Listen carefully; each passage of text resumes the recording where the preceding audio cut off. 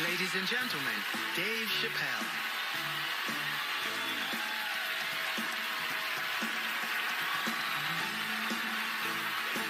Thank you. Oh boy, I'm very nervous. No pressure. During the Civil Rights Movement, I can't read what's on the teleprompter. Some about Black America and white America. There's Black Americans and there's white Americans. We're all one America. So if you don't mind, this is not live, is it? I imagine whatever I say, you could just edit it out. Let's try it a few ways. Lou, are you in the booth? I am. All right, good. You know what, Lou? Let's just play around with it and see if we can get it right, get this clip package on, and then let me go home. All right? You got it. All right. Ready? All right. Count me in. 5, 4, 3, 2, 1.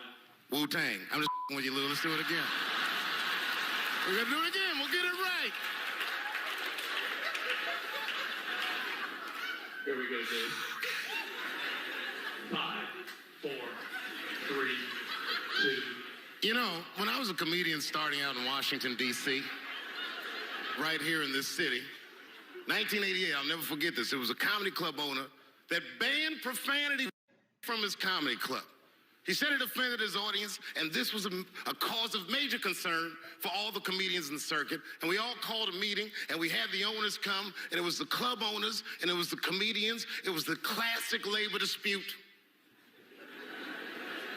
The club owners laid out their case. There cannot be profanity in these clubs because that offends people.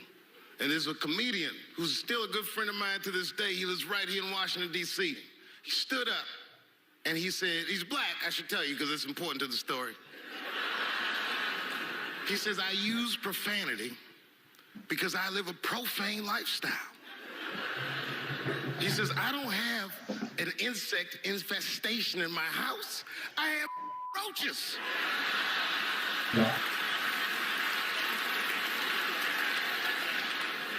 My favorite comedians are like musicians, and the audience is their instrument.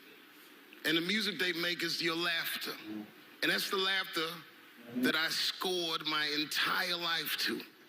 So now, some of my favorite American comedic composers.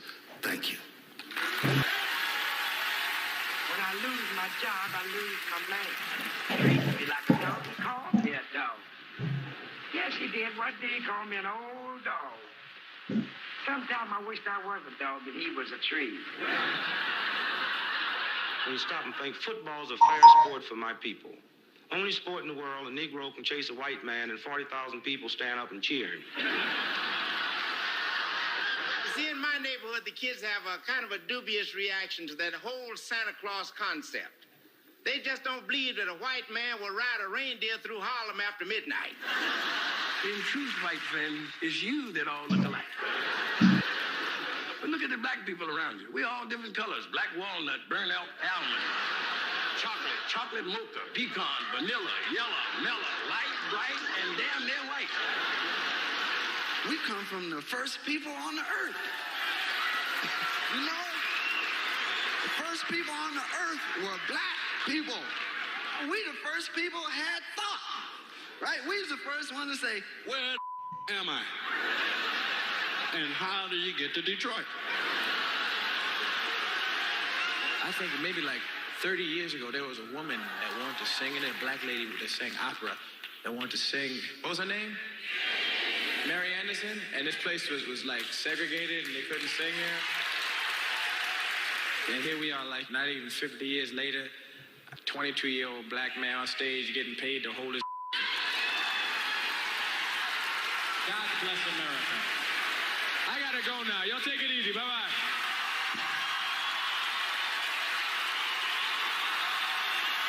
Janelle Monáe, Will Smith, Common, Gladys Knight, and John Legend when we continue.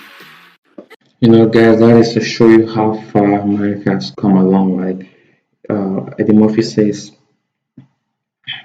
not up to 50 years now, 22 years old black guy is being paid on stage to hold microphone in front of white people and cracking up people.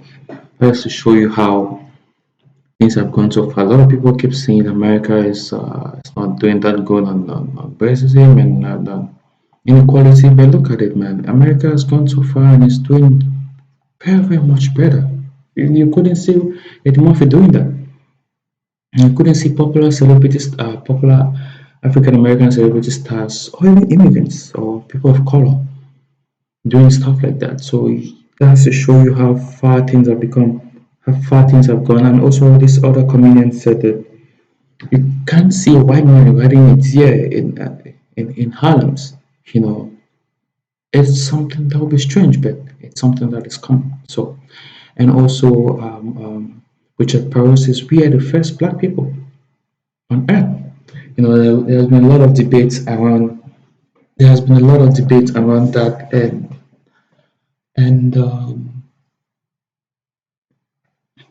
there has been a lot of debates around that, and a lot of people say black people are the first people on earth, but I believe that. I don't know 100%, but I won't say they were the first people, but humans were the first people on earth, right? Before continental drift, we were all one before we had continental drifts where each continents were moved to their various respective locations. Where now, I believe we're all one. So let's continue. Yeah, man. Well, you ladies are right. To be honest with you, your lives look terrifying to me. They do, man. I know nothing about being a woman, but I know fear. Yo, I used to live in New York when I was 17, and I couldn't even pay my bills. You know what I did to make money? I used to do shows for drug dealers that wanted to clean their money up. One time I did a real good set, and these motherfuckers called me in the back room. They gave me $25,000 in cash. I was probably 18 or 19 years old. I was scared. I thanked them profusely. I put that money in my backpack. I jumped on the subway and started heading towards Brooklyn at 1 o'clock in the morning. Never been that terrified in my life. Because I never in my life had something that somebody else would want. I thought to myself, Jesus Christ, if motherfuckers knew how much money I had in this backpack, they'd kill me for it. Then I thought, holy shit. What if I had a pussy on me all the time?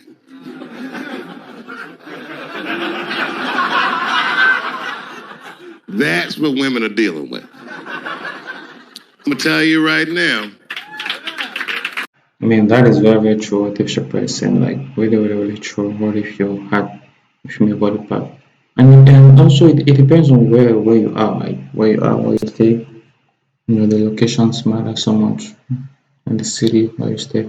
There are some areas that you feel more safe than other areas. So at the end of the day, it just depends on where you are, where you stay, and your area too.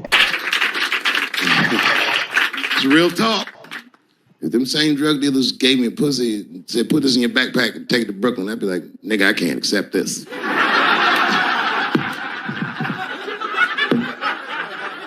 Yeah, it depends. America is safe and secure. Depends on the areas that you're living in, and the territories that you stay. There are others that are way safer than others. It just depends on where you stay at the end of the day.